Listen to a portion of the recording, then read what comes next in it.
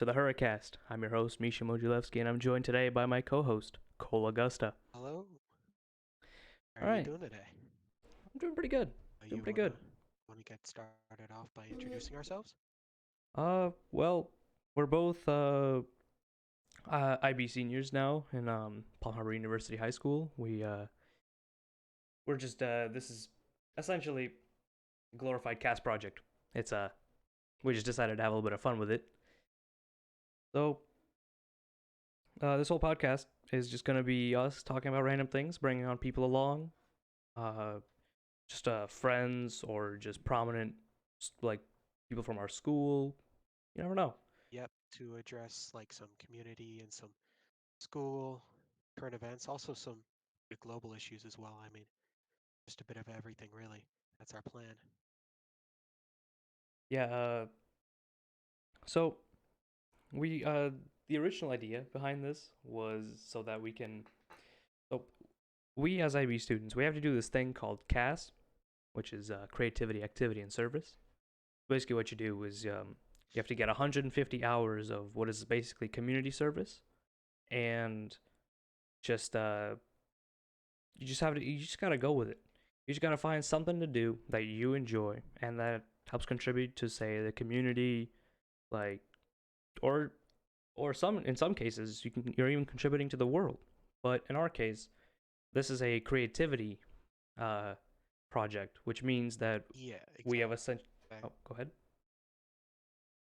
It's more of like a direct community thing in our case, or maybe a bit more indirect because I don't know if about spreading awareness, but conversing about the stuff that's affecting us personally around our school, Palm Harbor and IB program and all of that stuff. So We hope to cover some broad and local issues in some of these episodes.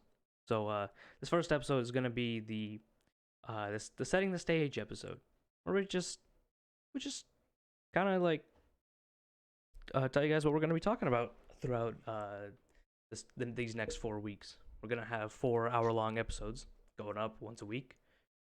mm-hmm. This one is being recorded on God, I don't even know the date today. Look at me. The It is 27th of June. June 27th. Look at me go. All right. All right. All right. Well, do you want to get into I do you want to talk a bit about how you came up with the idea for the podcast and how why we've been starting this podcast as our cast project? So the cast project, there's two different types of cast. There's standard cast, which is basically you have to find an organization or a cause that you can get behind and that you can contribute to. But uh, the cast project is a little bit different. It's where you have to create the experience from scratch. So we have basically this idea came to me from actually another IB student who's graduated this year. Uh, they also did a podcast, but for them, their cast project was a little bit longer. Instead of doing normal cast experiences, which is what we call just types of like cast activities, like for instance, just volunteering at a hospital, that would count as a Right, cast right, yeah. experience. So they did, I think it's a 20 episode long podcast of bi-weekly episodes where they just sat down and talked. That's about it. But I decided to get a little bit more in depth with it, have some themes, bring on some guests, just talk it out. Exactly, yeah. And I think it's a much more easier to do cast project than some of the more actual event planning in-person things with the COVID and stuff like that. A lot of kids in online school, you are in online school or were past tense, so it's a lot easier to do than trying to set up a physical event, say at like a community center or a library or something like that, because it's just hard logistically with communicating between kids who are going to in school and kids who are in online school. You have to work with students for this CAS project, so it's just a bit simpler to do logistically. So, like to put an example, a couple of our friends for their cast project, they are taking a boat out to one of our local islands that we have here in the bay. It's not too far from the coast. It's and they're gonna go pick up trash. But you see, there's four of them, so they all have to decide on a time and a date and just a location that they can all leave from, and that just takes a lot of planning. So we decided to have a little bit of fun with it and just do something a little bit on the more easier to do side. So while this is a lot easier than going to a an island and just picking up trash for 4.5 hours, this does take a lot of logistical planning, like what guests we're gonna bring on, what we're gonna talk about. There's a Yes, topics, planning, general stuff, but nothing too um, logistically difficult, if that makes any sense. Yeah, definitely. So yeah, like so this is our part of CAS, which is a general requirement for the IB diploma, which is something that each and every single IB student has to.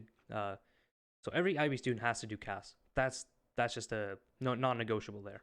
You have to get your 150 hours before a certain time, or you're just not getting a diploma. That's just how it is. And then we have two other things that we have to do, actually during this summer, which um, is called the extended essay and the internal. What's it called? Internal assessments are what they call them. Yes, internal assessments. That's right. So All you right, want to give a well, brief? We want to give a brief overview real quick of what each of them do. yeah, sure. So both the extended essay, which is abbreviated EE, and the internal assessment, abbreviated IAs, they are both research papers. And, well, except for the English IA, but that's a different conversation. Our EE is our extended essay. It is 4,000 words. You could pick your topic and do it on any topic. You're given a supervisor. You're supposed to do research and submit it. It's supposed to take you around a year. You're supposed to take basically the entirety your junior year and this summer between your junior and senior year to write it. And our rough draft is due first day back of school, and it is a basically the biggest requirement minus CAS, biggest requirement IB places on its students. But it's not that bad because you're given a lot of supervision and you're expected to do it over a long period of time.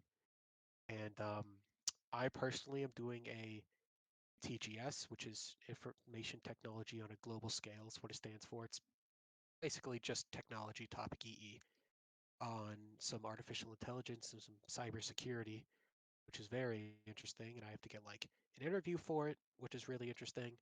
But a lot of kids are doing like history.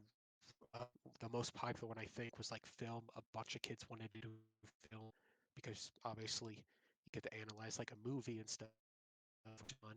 But yeah, that's the big gist of it. It's just a very long research paper, but it is not that bad, and it's kind of fun if you pace yourself properly because you get to choose your topic. Yeah, so And like he's doing ITGS and I'm doing history. So I'm talking about uh passive defensive strategies in World War II applied by the Allies towards the Axis powers. And it's a pretty actually interesting topic because like when you think about it, because the Allies really played passively comparatively to the Axis because they were playing defense the entire war, or like except the second part, but that one doesn't really apply to me. But exactly, yeah. so apart from the EEs, we also have these things called IAs, which are internal assessments. So basically, what we have to do is we have we have one for our math class. We have one for I have one for my physics class. I know some people don't, and I have another one for uh, what's my third one? History IA. So what it basically is that you have to choose your own topic that you want to do research on, and then you have to write like a investigative paper on it. So, for example, my math IA is exploring the mathematical concepts of the popular game 2048, which I'm pretty sure everyone knows what that is. Like, there's just no Yeah, way someone does not know what 2048 is. It's that widespread. But people don't realize how actually mathematically complex that game is because there's a lot of like the principles go as deep as how many squares can be on the board at any given time, how big the board is, what moves you can make at any time. There's a lot of right, stuff in right. there that you can just talk about. Yeah, and I mean, the IAs, you have to do one for every class. English is a little bit different because it splits it up into the oral, and if you're HL, you have to do like a separate essay. But you have to do one for every class. They're 2,300 words. I think that's for all of them. I don't think that changes for math and physics, but I may be wrong. And this summer, we have to do our math, our history, and us two personally, we have to do our physics ones this summer, which are also due first day back. And it's one where, similar to the EE, you can pick basically any topic that's under the range of, math or physics or history inside the class, and you don't even have to pick anything that's covered during the year. You could pick something entirely different. Like for history, my topic was chosen how I'm comparing and contrasting the economic impacts of the end of World War II versus like perestroika, and which one was more significant to the downfall of the Soviet Union, which is not what we covered at all in history class, but I just thought what was a area of personal interest for me. So these are like a more lighter sort of EE because it's only 1,300 words as the actual investigation. And then the other two parts, sections A and section C, are like an introduction and background and a sort of reflection on the whole process. And we're not given as much time to do it, but it's a bit more of just like a lighter investigation paper for each class, just to sort of have the students experience that research aspect in each subject. And it's kind of a fun thing to do as well if you choose your topic correctly. So for the math I remember we were given an assignment to talk about like for our what was it, our topic proposition. And so Right. other than that, we didn't really do much about it, like in class at least, because I don't remember him Yeah. talking about it at all. Like we just kind of got a paper for it, and then we just kind of went on our way. We weren't even given a due date. But I know for a fact that the physics one is due, uh, first day back, at the end of the summer. The I'm not sure physics about the one history one. is due first day back. History was supposed to, excuse me, history one was supposed to be due originally. The original date was like last month or something, or it was like the end of school last year. And because that's when she planned, but then our history teacher, things came up for her, and she said indefinitely. I imagine that is also the first day back, that she will want that one. Math, he did not give us a date. I mean, I'm pretty sure we have to have it back, and it might be easier to do it this summer anyway, That's true. because obviously in senior year we'll have to go through the whole college applications, which is very burdensome from what I can hear from my older siblings and all that. And also, I think we do our chemistry IAs in school in the school year. I think we do our English orals in the school year, so might be a bit easier to plan it out and do it now. And for my biology class, we weren't. He didn't even discuss IAs with us. Like he didn't even mention it at all. Or maybe he did, but he did it like for maybe half a second, and I just don't recall it. But from what I know, we never were given a topic proposal paper like the other classes. Like actually, we didn't even get a topic proposal from physics, but we were supposed to have our rough draft done at the end of the school year. Now, I have a general idea of what I'm gonna do, but I just like because like she had these like assignments that we had to do. It's like you basically well, it wasn't assignments. You were basically grading past IAs.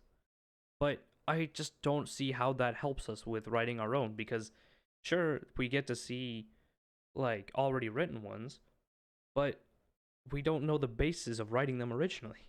Like we don't know like the proper structure because the only class we've really discussed IA structure in was history.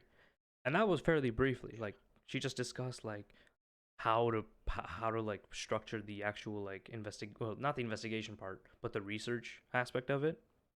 So mm, like you get an introduction, then in the middle you shove your like all your research and just like draw conclusions from that research, and then you go on to provide like a general reflection of your research process, and then you do your conclusion, which exactly. And that's probably the biggest IAs and the EE is because both the IAs and EEs, IB is a world school, so they give each school, the requirements for both and the expectation. But the EE has this long, drawn out, you know, over a year program or plan, I should say, of like when the students should be submitting research by and when they should be giving rough drafts by and supervisors to like talk about their advice versus IAs are you're expected to do it in a drawn out plan like sort of similar to the EE, but it's kind of left up to the teachers and some teachers do decent jobs like history. She gave us some advice. She had some Google Docs about how to write it, stuff like that. And but I mean, contrasted to like our physics teacher, who's been like, "Yeah, you should have done," and like most kids are kind of Yeah. lost on that one. But So like she has something to say she there. in the span of a week, she went from telling us like, "Oh hey, we're gonna be starting it soon," to "Oh hey, you guys should already have a rough draft," and like so, and this is all the while we're like just being taught new physics concepts at the same time. So while we're learning about, I don't know, what was the last thing we did? What was it like It was like electricity stuff, right? Um, did a Trying to bit of remember. electromagnetism. We also did Yeah. theory of relativity for like half the year. Yeah, and then like at the same time, she's giving us past IA papers that we have to look through and grade, but not really telling us how to actually do the like the IAs themselves. Like, Yeah. I wish there was just like a general paper like that just explained how to do it. Like it just said, you want to start out with blank, then you want to go on to do blank, blank, and then it's just a list of things you need to like have. Because the EE plan, that tells you exactly what you need to have and when you need to have it. So we needed to have our rough draft, or not a rough draft, but our outline for it at the end of the school year. And then we were told that during the summer you need to have a rough draft, do first day back or first time you have the class back. Uh, so but the IAs is completely different because for most classes we weren't even told about our IAs. For some we were, and like those explanations were, I would say, subpar at best. And this may be a bit of a because IB is a global school and every school does it slightly differently, especially with CAS for our school. But this might be a Palm Harbor University high school thing. But obviously, IB is a 2-year program, junior and senior year of high school. Um, Freshman to sophomore year is technically pre-IB, but they like teachers in those first 2 years. They like avoid conversations about IAs and EEs. Like they just kind of like, oh, you don't have to worry about that now, and then they keep saying that and they keep saying that. Once we actually get into junior year and we actually have to start on all these things and do all these things, teachers are basically speed running explanations, and it's a little misshapen. But IB is still a good program, and it is still very helpful. But I guess I wanted to bring up the topic about Misha. You were in online school for this entire past year of school, and I was part online, part in person with all the COVID restrictions. So you just wanted to talk about sort of your experience there and like how that's how compared to like traditional in-person school experience.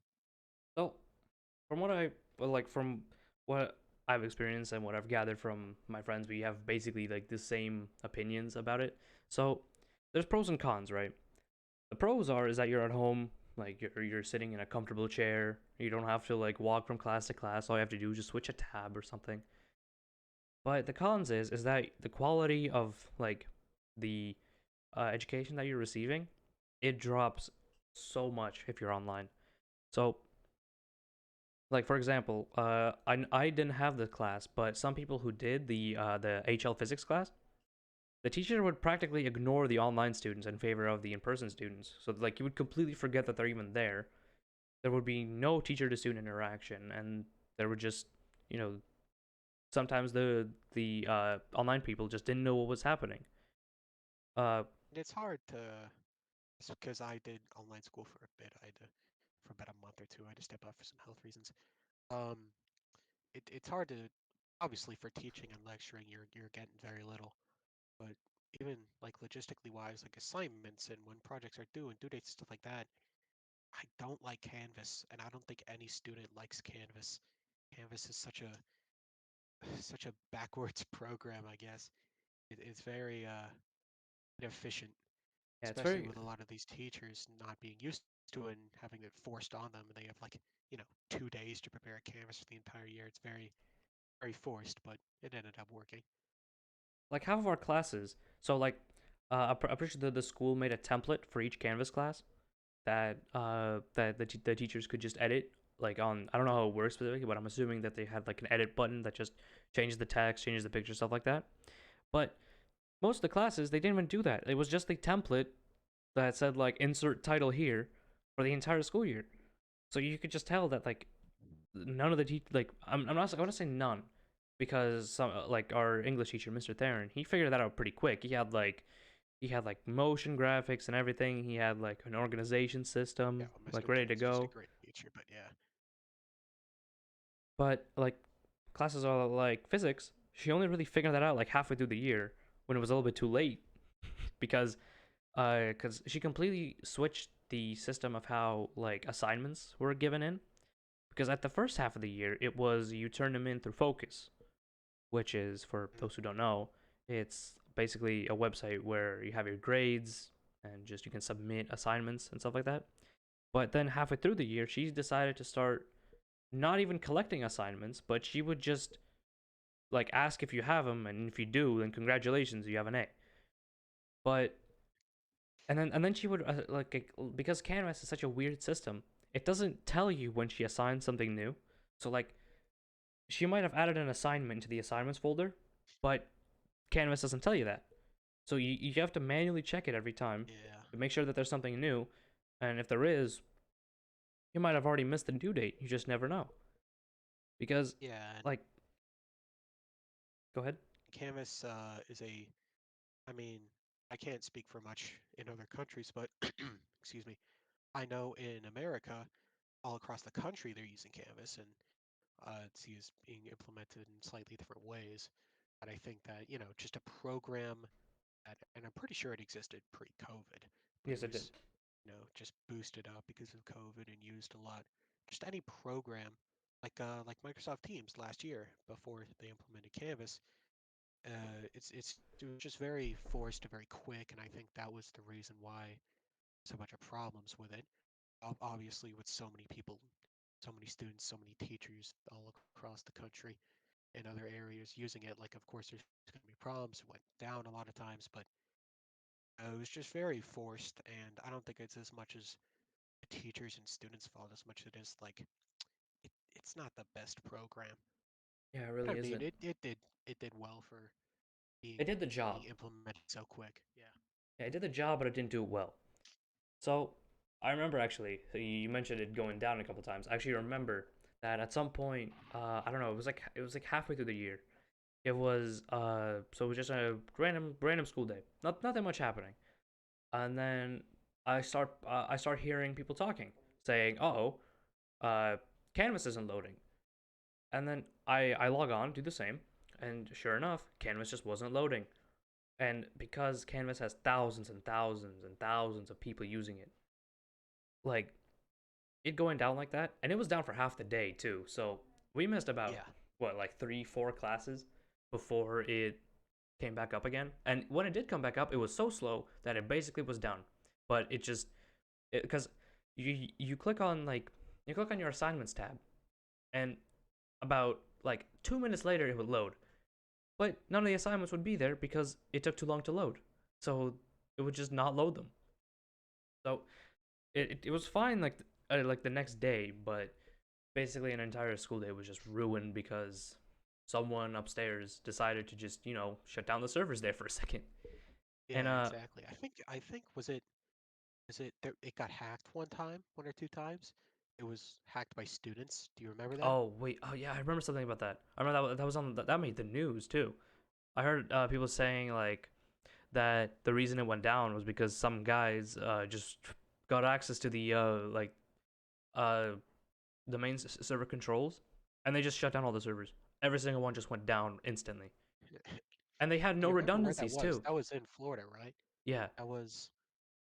they Remember exactly they where? went it. They I'm did not it from sure. Florida. They they shut down the servers from Florida, but that shut down all the servers, nationwide.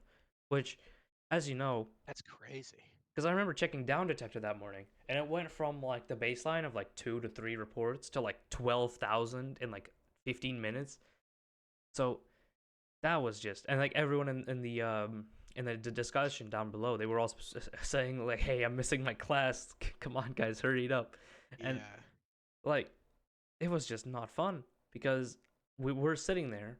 We can't do anything else because nothing else is happening. We have to just physically just be refreshing the page every once in a while just to see if it works. Didn't work at all.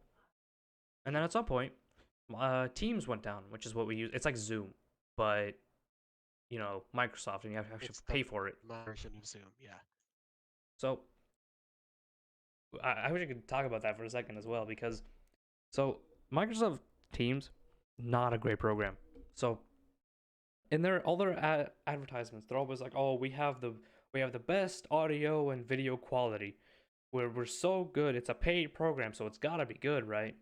But when you actually use it for the 170 something days that we had it this year, turns out it's not that good. Like we were using it, and so for instance, if someone's showing us like in biology, we were being shown a video of protein synthesis, so like a simulation of protein synthesis, and so I'm assuming that the normal frame rate of the video was fine, like in for the in-person people, but for Right. us, Right. it was a slideshow. It was literally a PowerPoint presentation, and the audio just didn't work sometimes. Like it just sounded like it was cutting in and out randomly. Like uh, after it was done, the our teacher he asked like, "Did you guys get that?" I'm pretty sure every single one of us Of said course no. not. Of course not. Yeah. No. Um. Basically sums up online school. Like, sure, technically it was functional. Like by a definition standpoint, kids got the class and did assignments and did really well. But there was just so many minor inconveniences and so many like little holes in it. And I wanted to talk to you, Misha, personally, like some of the bigger inconveniences, like uh, I don't know if it was a big impact on you, but like mental health and like seeing friends in person through online school, was that like a problem for you at all? Because I only did it, so it was fine for me, but I just want to ask for you. So like I know like some people were talking about saying like, "Hey, I haven't seen my friends in like since the beginning of the year," and that I understand that that can have like a mental like toll on people. But for me, it wasn't really that much of a problem because like my life didn't really change from pre-COVID to in COVID. Like sure, I was staying inside a lot more. I wasn't really going anywhere because like I stopped going to the gym, so that was the really only big change.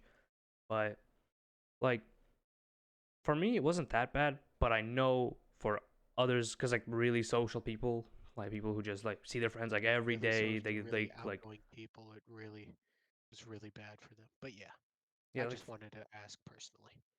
so like I know like you were doing you only did like a month or two of online school. So how was the Yeah. transition? Like how was like because you had to transition from like in person to online and then back to in person. Like did that like was that any difficult or was that just one and done? Going into online school from in person was a one and done. That was easy. I told, she told our school counselor I'm certain reasons I need to switch to online school for like a month or two, and she was like, okay, and she just went to Canvas and changed it, and it worked perfectly fine actually. Um, and my experience in online school was okay. I was forced into it for other reasons that made it suck, but the actual online school fine. I did okay grade wise. That wasn't a big issue. Focusing though, focusing in lectures and actually getting directly from the teacher in a live class sucked. But that's basically what we've been talking about this entire time. Um, Going back to in-person school from online school, um, my Canvas actually they went to change it, and it complete like deleted all my class and all my grades. So I had to go around the teachers and like have them like pull out the grade books, the old grade books from like months prior, and then like have everything written down and copied back into Canvas again. It's another one of the problems of Canvas switching from in person to online, online to in person, and all that. But I mean, generally, it was fine and it did the job. So I actually heard there was actually a study made just this year about like the differences in between online and like in person, because the general consensus was that there's a lot of actually like mental factors of why online schooling is just not as effective as in person. So like if you ever go into like a school, like and you go into a room, there's always or there's usually like these big bright lights that'll just wake you up, like you're not going to feel drowsy at all. And like you're just sitting there in like these basically really uncomfortable seats, and then there's like really cold AC.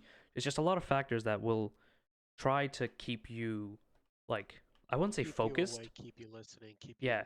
Like just keep you sort of present. focused. Like Yeah, but in the present on exactly. when you're at home, like sitting behind like I'm sitting behind my computer in my very comfortable chair, like there's just like if you wake up at like I woke up at like 6:30 in the morning, which is actually about the same as I would have waken up like for school normally. Exactly. Yeah.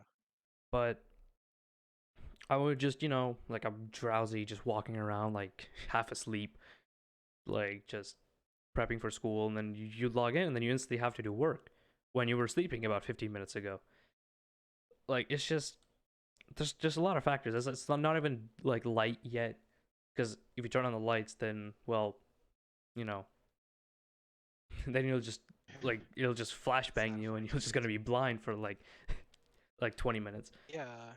I mean, U6 is kind of like a rare thing because all my other friends that went to online school for the full year, like you, and I did a bit of this when I had to go online school for like a month, that they would wake up like literally 5 minutes before class, roll out of bed, turn on their computer, log into class, then they can't focus because they just woke up. They like end up sleeping through entire classes because like it, you don't physically go anywhere. You don't get up. You don't drive. You don't bike, take the bus, whatever. Go to school. And I think that was in some studies I read. It was a while ago, but in some studies I read about online school versus in person, like going to a different physical location is important for like learning and like your brain thinking, okay, I'm in this spot. I'm not at home. I'm at school. It's to like learn. And I think a big thing I did when I was in online school was I have a laptop. I don't have like a desktop full rig.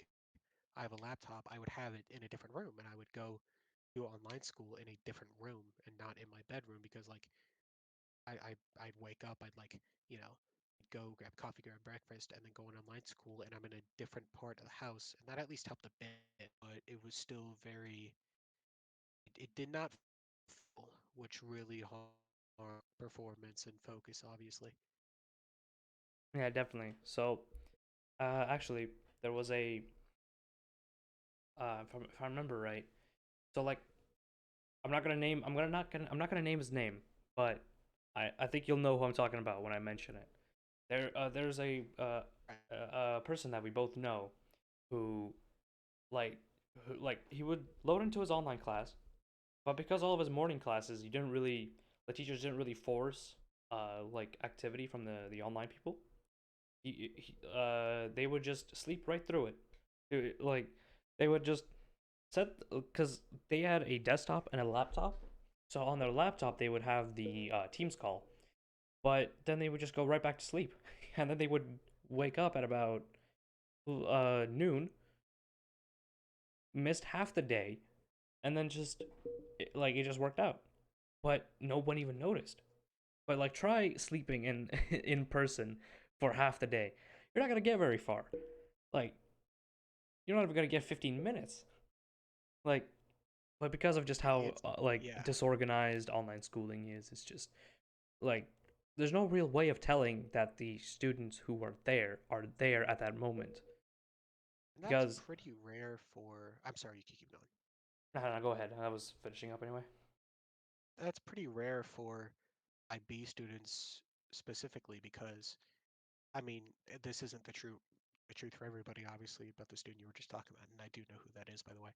Um, IB students are generally like, more motivated to learn. Obviously, we're in this seen as a smarter program, all that. It's basically just more hardworking. It's not really more intellectually smart, but we're more motivated to learn. And I have a bunch of friends that are like in medical and regular traditional high school programs, and like everyone there is doing who was doing online school was doing exactly as the other student was doing, was like sleeping through class and like just not paying attention and all that, because it's even worse in like a more traditional regular high school program, even in all AP classes. Like forget IB program, just all AP classes still very, you know, not focused and not motivated to go to school because you're not going to school. Like you're not getting up and going to school.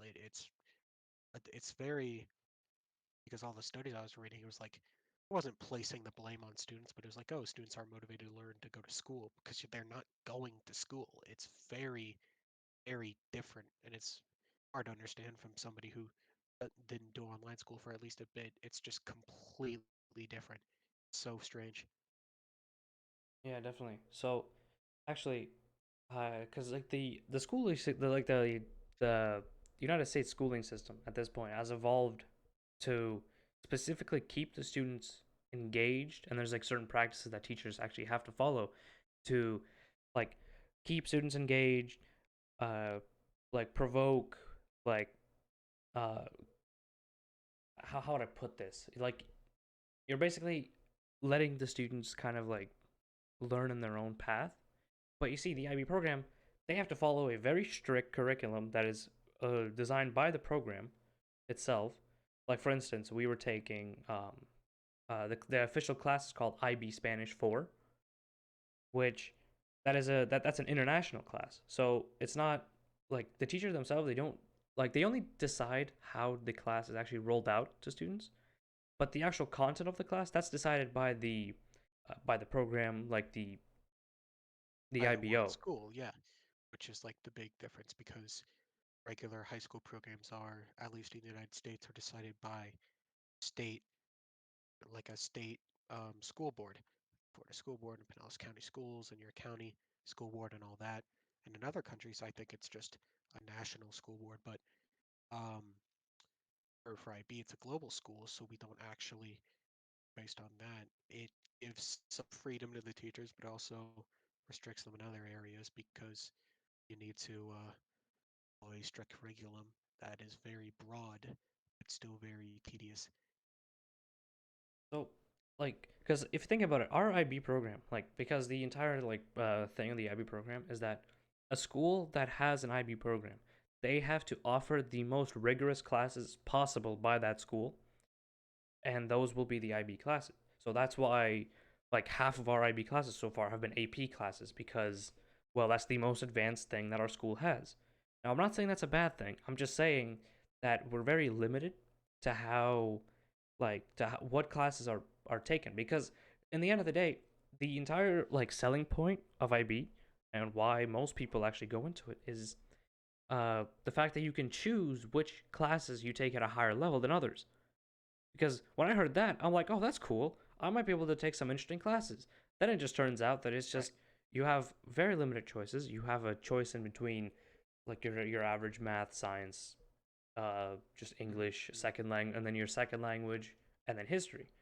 Like that's not very creative, like comparatively to other schools which I've heard of, which have like coding classes, Yeah, the lack like of coding classes, at least for me, really messes with me.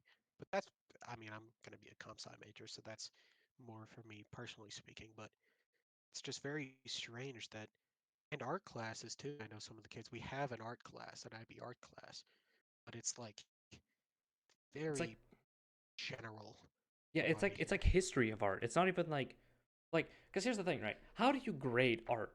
Because different people have different levels of art mastery.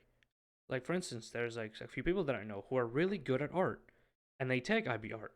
But I'm guaranteeing that somebody in that class is not as good as them. So how does the grading system work? Does it like So how can a teacher grade an art piece? Because isn't art like just the literal embodiment of creativity? So like no two art pieces will ever be the same just because of different people having different uh Uh, styles. Just uh just they want to, or maybe like because I can barely draw a straight line. So Gigs.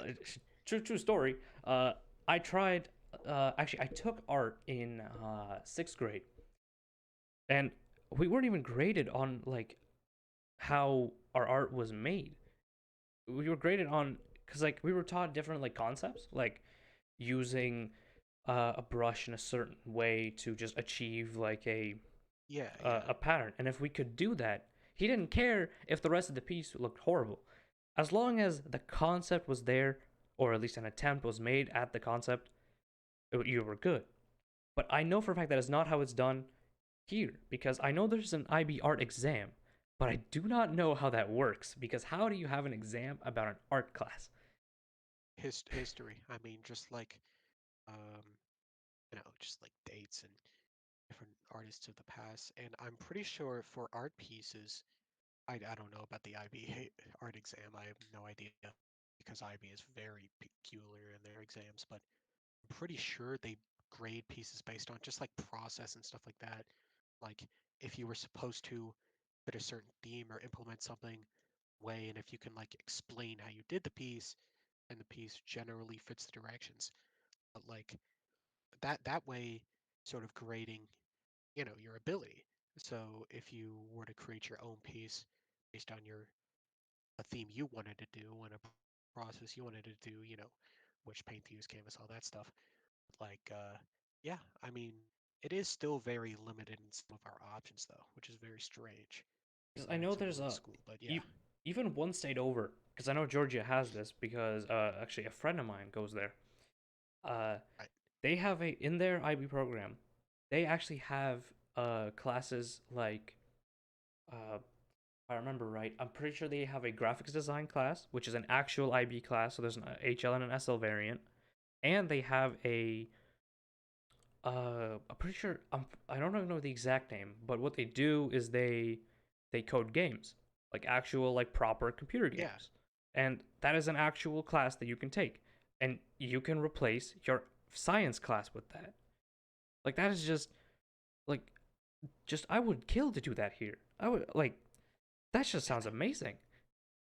But because of how limited it is here, we just can't do that. So we're stuck with because our only real choice is if whether or not we're taking psychology.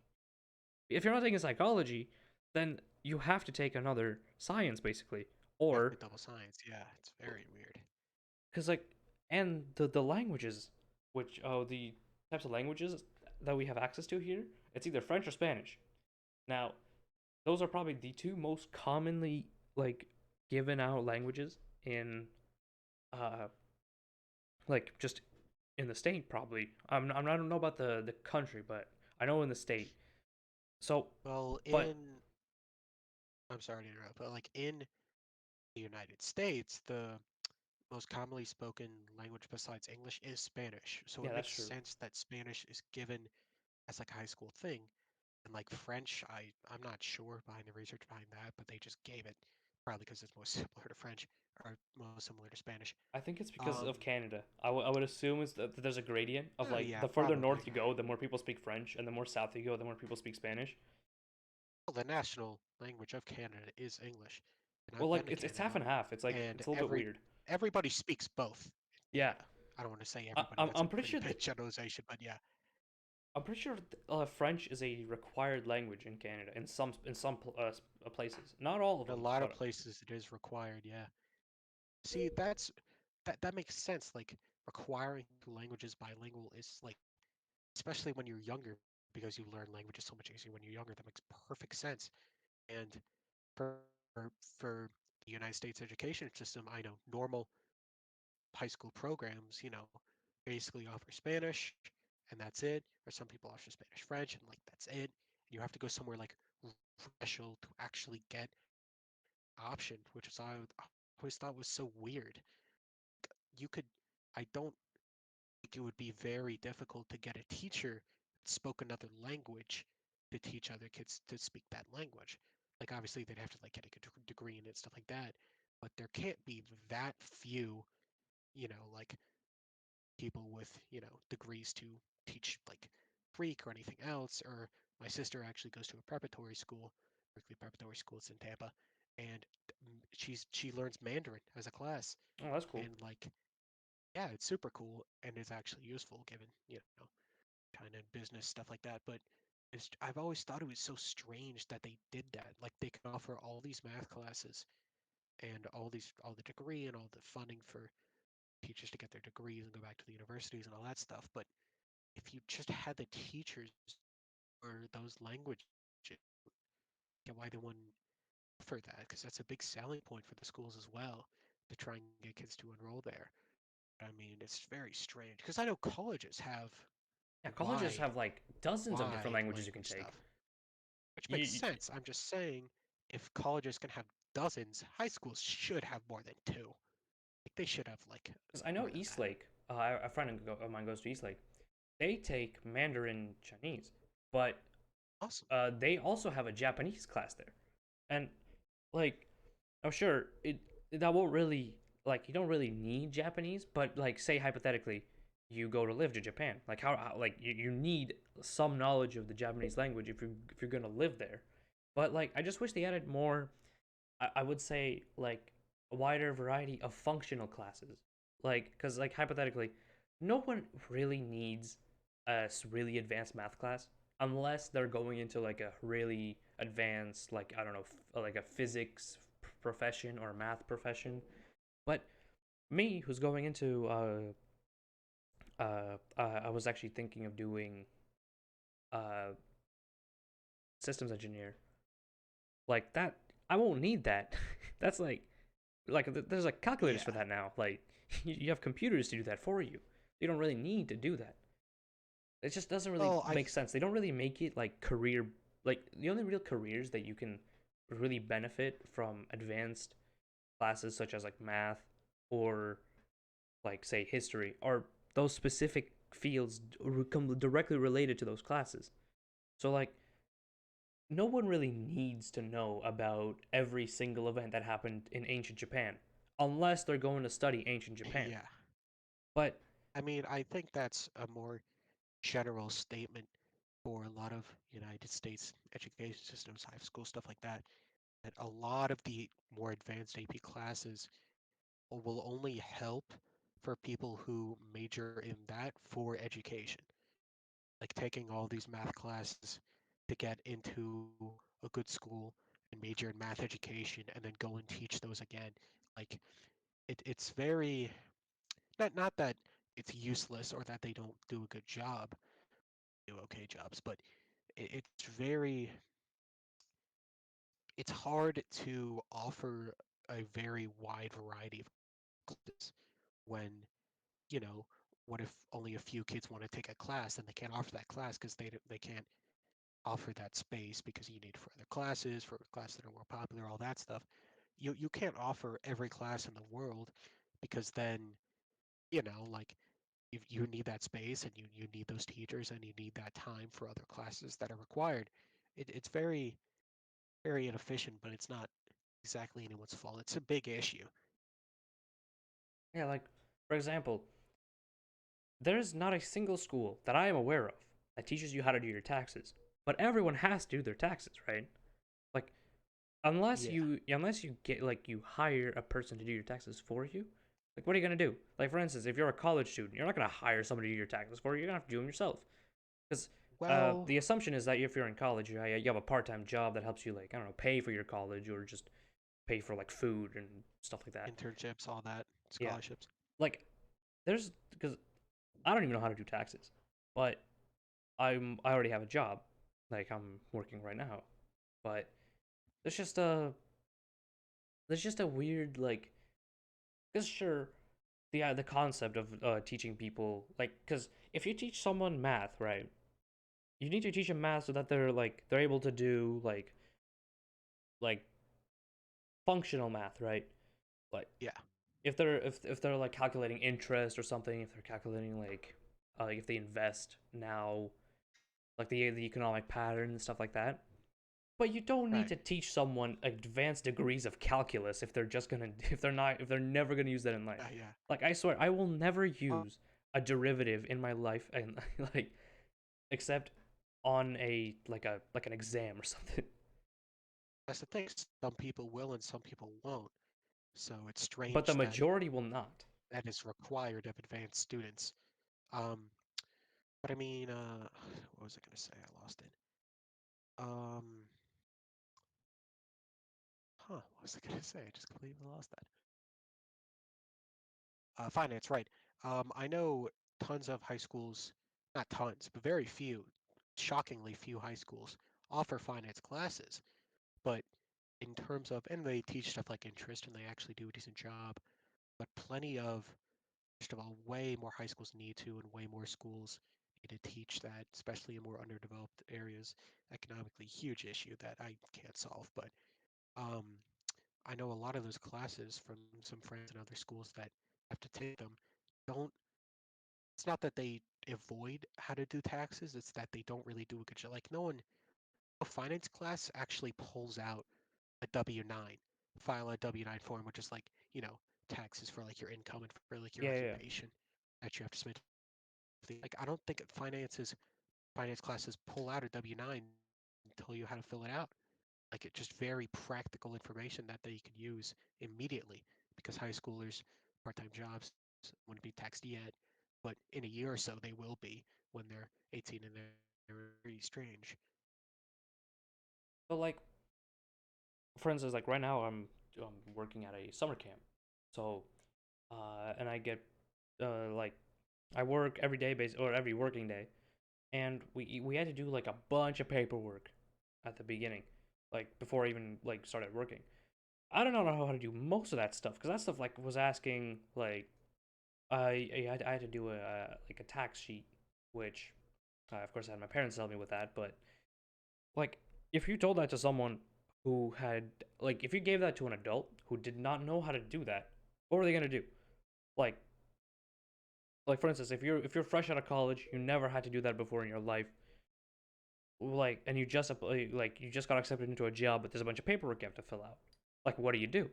Because like who are you gonna go to help you with that? They usually go to their parents. It's just, well, if their parents aren't very good at it, if their parents from another country or their parents are, sadly absent, that's a huge problem for them. So a very large issue.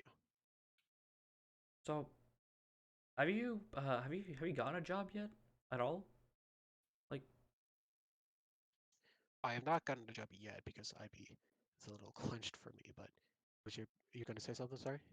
no, I was gonna talk about like what I do because like I just got a summer Yeah, go job ahead. right now. Of I course. don't because I wasn't working in the I wasn't working during the actual school year because uh there's not really many places like during COVID to work at where it's like Yeah. because I only got the vaccine like not that long ago really, but some people just even without the vaccine they just walk around unmasked just going about their business as Yeah. if nothing's happened, right? Because for them it's like, oh, it's not my problem if someone else gets it. Like they just don't care. That's a But big it's a big social thing in Florida. yeah, That like it's just the climate of just like because yeah, like other countries, like for instance, what was it? Australia. They have had like three uh like internal cases in the last month. Three. New Zealand too. New Yeah. Zealand as well. And what meanwhile America has hundreds of thousands every day. And I mean, it's just wild. How can Australia have three while America's who's supposedly one of the best countries in the world, well, depending on how you're looking at it. supposedly, yeah. Yeah. Excuse Uh me. how can this just like I'm assuming it's because people think, oh, it's my right, it's my right. It's like, no, like, wait, is it your right to live? Like, do you just not want to live? Is that it? Yeah. Like, okay, you're gonna get the thing, then you're gonna go in the hospital, and then chances are you're gonna have to pay thousands of dollars for medical bills. So, Mhm. if anything, you're the one who's really losing here.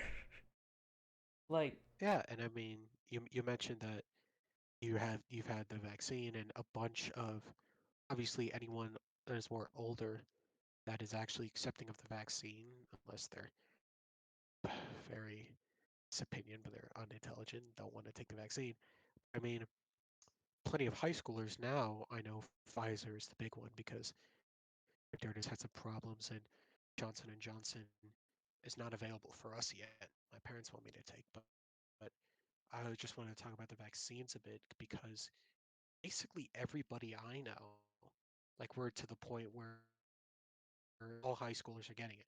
Not all, but plenty of high schoolers yeah, are getting it. I'd say a good majority Plus, are by now. yeah, yeah. I'm like Because one of the few that hasn't, but that's just because my parents really want me to get J&J. That's the only reason. I actually heard like because on the news, J&J made the news because some woman actually got blood clots from it. So, Yeah, uh, I'm assuming that was just a really very isolated case, and most people don't have that because I heard from people who have had it that they felt fine. Like, the only real thing they had was like the arm hurt a little bit, and that's it. But the one I took, I got Pfizer. Um, so the only real issue I had with it was that the arm hurt, but that was it. Like some people, I know they took it a lot harder. Like people who like actually like where they were taken out of commission for like 3 days, right. just because the Really vaccine they itself got just really like sick from it. Yeah, they just took them out. But at the end of the day, they still got over it. But it would actually be a yeah, lot better than getting the actual virus because then you wouldn't be out for like 3 or 4 days. You'd be out for yeah. three or It's four weeks, very if not easy more. choice. um, yeah, and about the blood clot thing, that is the side off case. I'm pretty sure Moderna had that as well, by the way. I heard about that. Um, Yeah, because like parents got J&J, they're older, got J&J the second it came out. I mean, J&J, it's just the equipment they were using to the vaccine is older equipment that has been used for other vaccines and other medications.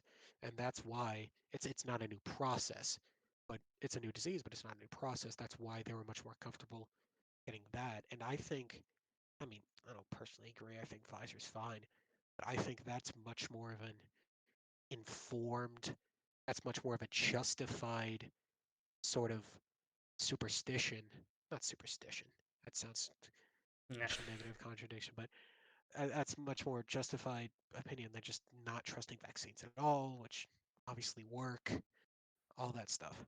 So the thing is, right? I heard. Well, like I understand why people take the J&J because, like as you said, it's a known technology. Like it's based off of already like known vaccines that are proven effective, and like I understand why people want to get the same because, well, if the previous stuff works, then this stuff has to work too, right?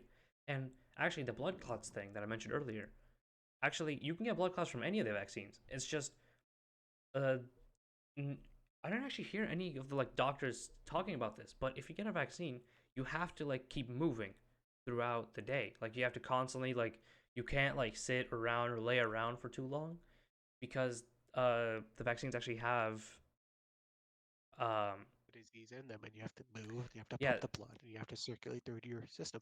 they have stuff in there that just like that will coagulate your blood. Yeah, there's coagulants in that. It's not a lot, but it's enough to cause damage. So you have to just keep moving. You can't let your like your blood like your bloodstream like stagnate.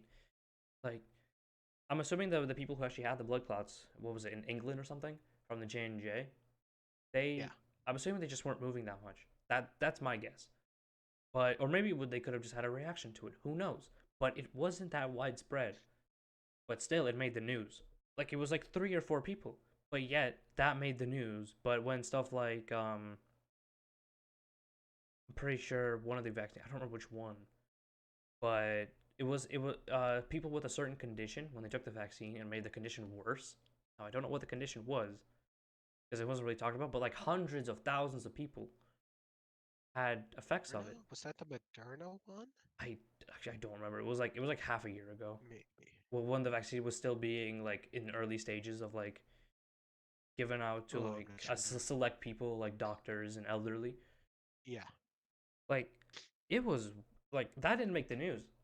I only read about that because it was there was an article made about like remembering the uh like the beginning stages of vaccines, because it was just talking about like how the vaccines were developed and like issues they had with it.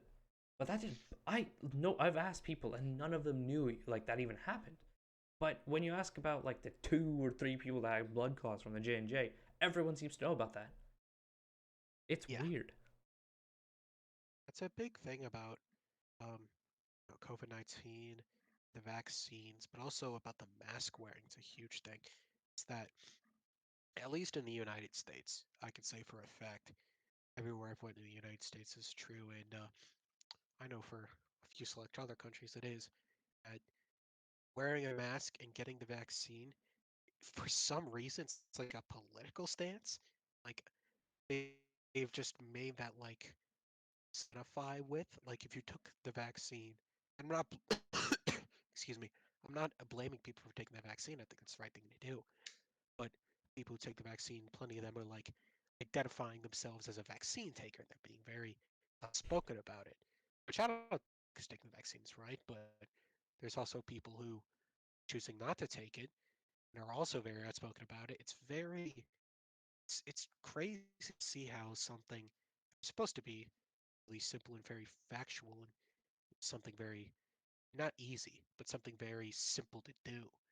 It's just Like when the I don't want flu to say vaccine corrupted, was but first developed yeah, all those years ago, no one cared if you took it or not. I mean, it was like if you took it, like congrats, you're not gonna have the flu. If you didn't, okay, you might have the flu once or twice. That's fine. It wasn't something like, oh hey, you didn't take the vaccine. Oh dude, I can't associate with you now. Like yeah. because how can you turn something that's literally the basis of a like a survivability issue into a political issue? How like how desperate are you for like some foothold on in your political ladder? Like it's just I just don't get it. It's just weird.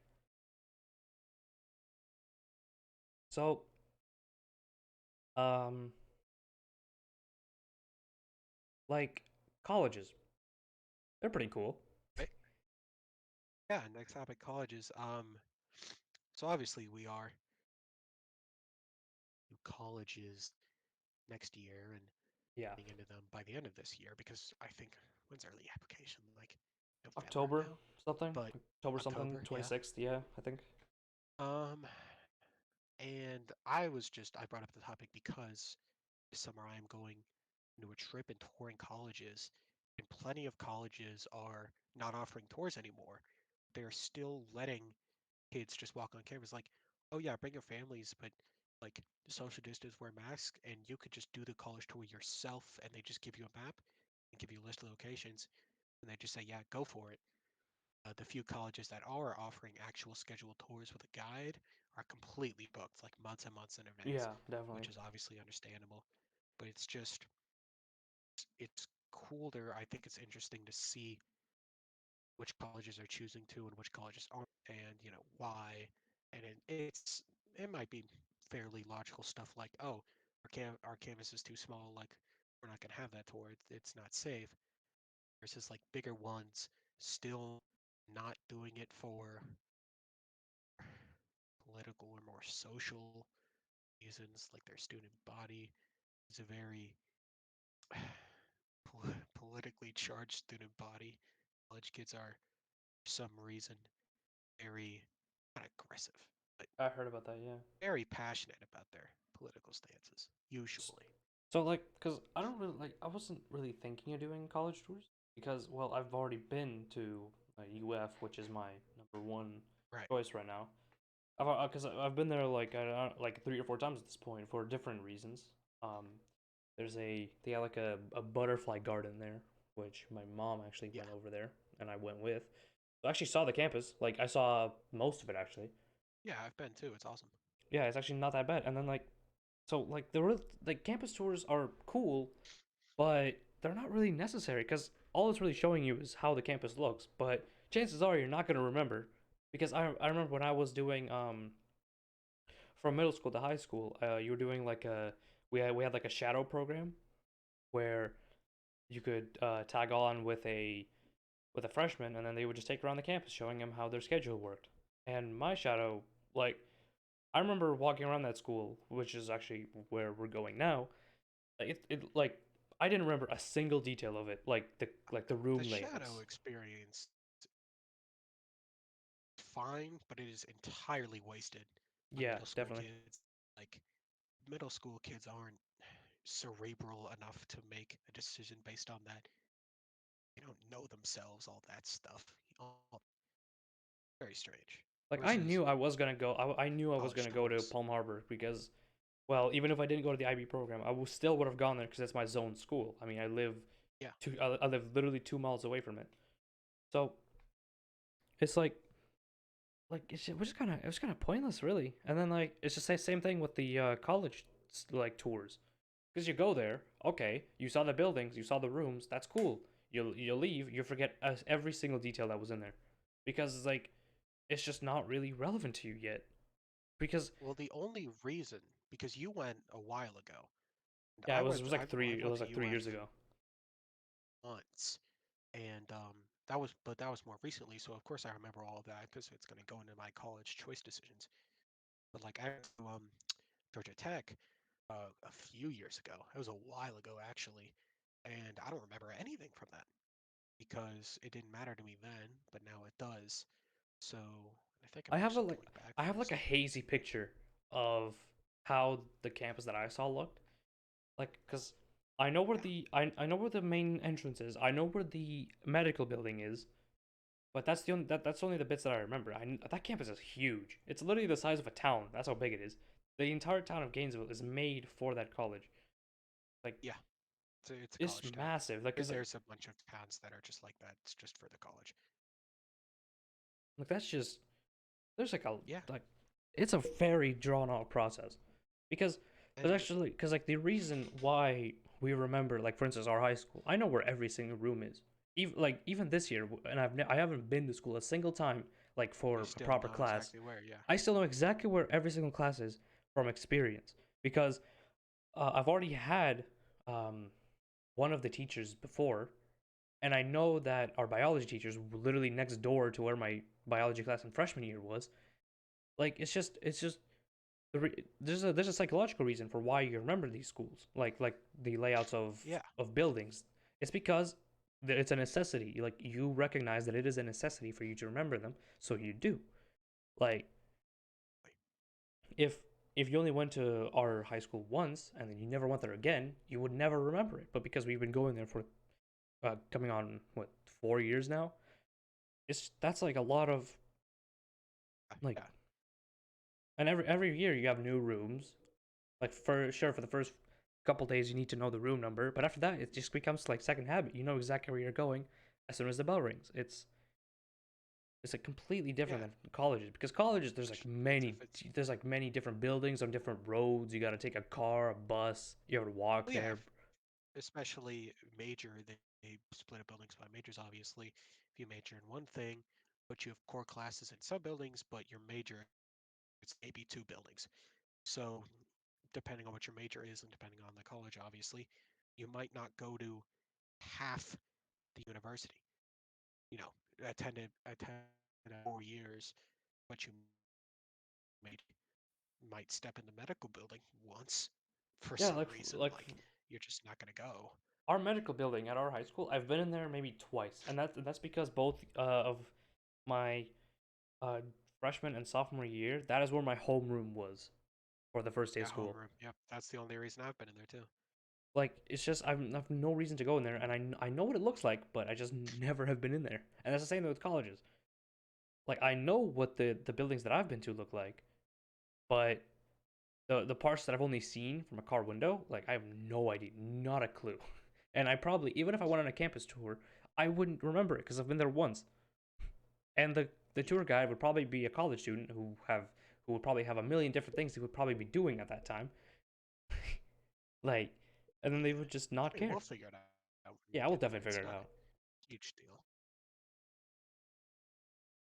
Well, I think that just about wraps it up.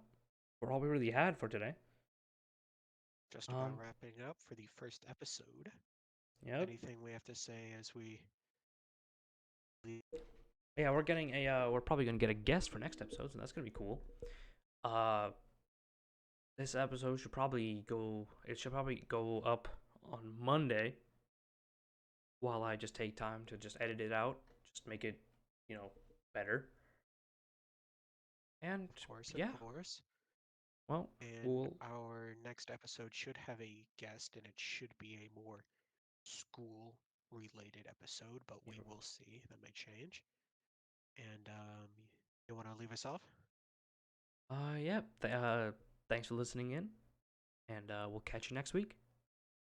Catch you next week.